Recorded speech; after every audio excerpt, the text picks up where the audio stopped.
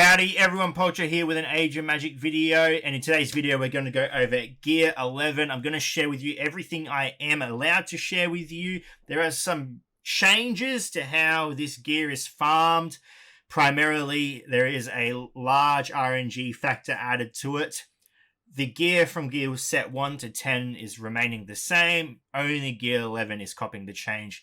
This is the next power creep coming to your heroes. It's coming in the next patch. So we'll get into the game, I'll go over what I need to, and hopefully it's enough information to share with you for now. For those that do not know, I do run an Age of Magic website. The link is in the description below, and when I am able to do so, I will be posting all the farming locations for the gear that can be farmed in that website. Also, with the next patch, there'll be 5 new acts coming to the campaign. I think it's 2 for Dark and 3 for Light. That will be the primary area for farming your gear. But you'll see what I mean in a moment. So let's get into it. So with the release of the next patch comes the Legendary campaign. And this will be your farming ground for Gear 11 items. However, only certain items are farmable from the campaign. So by clicking on the first node, you will see the first brand new item. It's that blue orb. That blue orb is going to be your worst enemy. It is the most farmable item of the new items. It is the most required item of the new items. Every hero needs it. Every hero needs an abundance of it. So get ready. It's going to be a lot of grinding, which isn't necessarily a bad thing. People need something to do. But that item is farmable. That is the good note. The next note is the gear that is not farmable. The farmable gear, as you can see, is already in there. The unfarmable gear is going to be acquired through armory tokens. Every node in the new campaign gives you armory tokens. This first node gives you between 12 and 16. I believe that increases as you progress through the story, which is great, but it's not a substantial amount. This is going to be your primary resource in acquiring the new gear. And this is where the RNG factor comes into play. So when you accumulate enough of the armory tokens, specifically 2,000 of them, you are going to be able to open the chest of equipment. That is the RNG function of this new feature. So as you can see, there is a bunch of new items. So many that you can farm through this chest. So there is a lot of grinding. The only thing I have noticed, I don't know if it was changed since the last time I was able to play around with it, is almost every hero needs a different type of gear. So to get the specific item you need is going to be quite difficult. The only silver lining to this is that one item I mentioned before that is required for every hero is going to require a fair bit of farming, that you most likely are going to have those bits of gear when you start getting enough of those pieces to start upgrading several gear slots. There's a lot to it, and I could be wrong. It really depends. I haven't been able to study this at a farming level. I've just been able to examine briefly how the gear works. So we'll go ahead and we'll open one chest. You are given 3 slots. I don't know what the orange one means. Is that a good? Okay, so we got a fair chunk of pieces there. We'll go collect that and we'll open one more just to see maybe orange is rare or something, or every chest. Okay, so we got one there as well. No idea what the different colors mean. But there you go. You will get 3 sets of gear, varying. I'm not sure what each slot means, whether you can only get certain parts per slot, but this is where the majority of the gear will come from. I believe there's more than half of the new gear restricted to this chest. How that plays out, again, far too early to tell, but I will be compiling a list of all the farmable gear and where you can farm it from when I am given the chance to do so. So how much of a difference is Gear 11 going to make to your heroes? The power creep Gear 11 offers is actually not super significant. Obviously, it is still an increase in strength. However, compared to something like Arcane Stars, the power increase is small. The reason I believe this is because with the mixture of Arcane Stars, they would be stupidly powerful.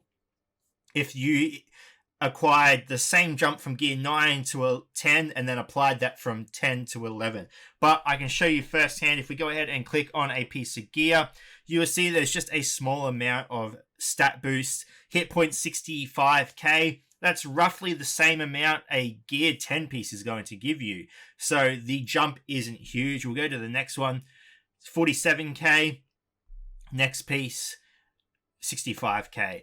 But with the combination of Arcane Stars, Gear 11, Arcane Star 7, Arcane Star any level is going to give you that extra little boost. And to be honest, with the power increase of Arcane Stars and Gear 11, it's evident.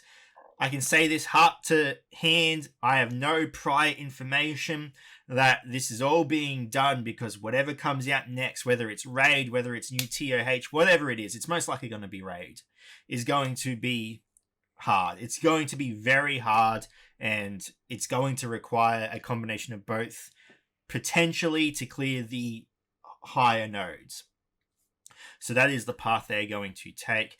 And this being a new feature as well, obviously the gear farming guides are going to be quite difficult until that other content is released and potentially more ways to farm that gear. Because to be honest, if they do release the next level of Raid, I can't see what rewards they're going to give you other than gear 9, whatever it is. It's going to have to be that unless they increase your gear through that to the next level.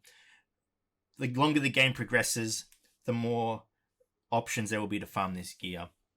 And I, again, have no prior knowledge, but I don't see why a few of these pieces wouldn't be thrown into any Magic Pass released in the future.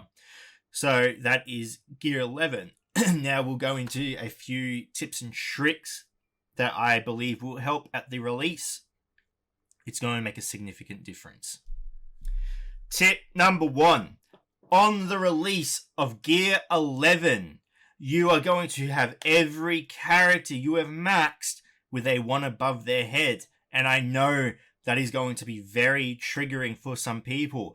But the laws of gear still apply to Gear 11. Do not race ahead and upgrade every hero. Upgrade primary ones first, maybe 1 or 2 at a time, so you can still use the gear manipulation within the markets. Now, the gear manipulation is not going to be as effective as the gear grind from 7 to 10, and I'll explain that in a moment. But do not be trigger happy and go through and upgrade everyone. It's not worth it, and you are potentially hurting yourself in the long run in ways that will slow your progression down so much, because this gear does take a long time to farm, and having multiple heroes upgraded is going to hinder you.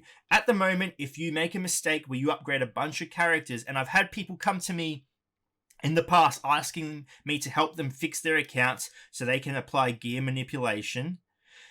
It's easy to fix because the gear in the game on all levels is significantly easy to farm. Compared to this, the gear in the game is not hard to farm at all. Gear manipulation is easy to get on track no matter how damaged your account is.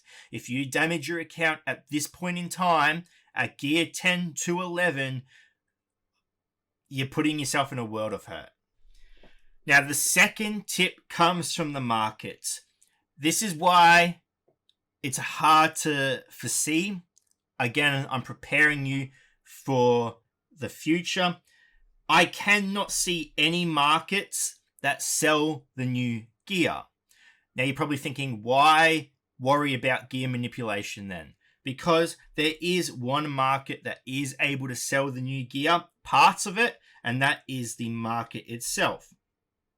If we go down, yes, you can buy it with gold, which it's good, the options there, but I'm more concerned about the silver. Now, these pieces are quite expensive, but you are still able to manipulate the silver market to get pieces of gear you may need.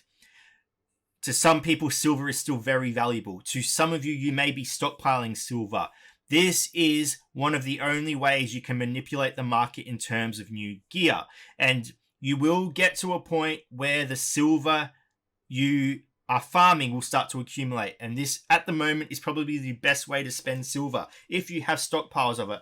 I know this isn't speaking to everyone, but it's an option I think is still worth considering if you want to power up specific heroes.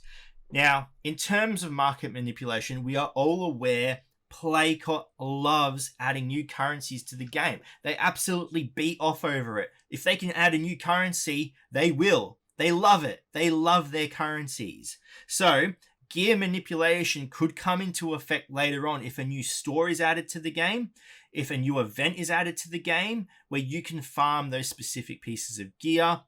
And I don't see why their coding wouldn't apply market manipulation to those new stores. So again, I'm just trying to set you up for the long run. You can manipulate the markets in the future if those features do come out. If not, you can go ahead and upgrade all your characters at once then.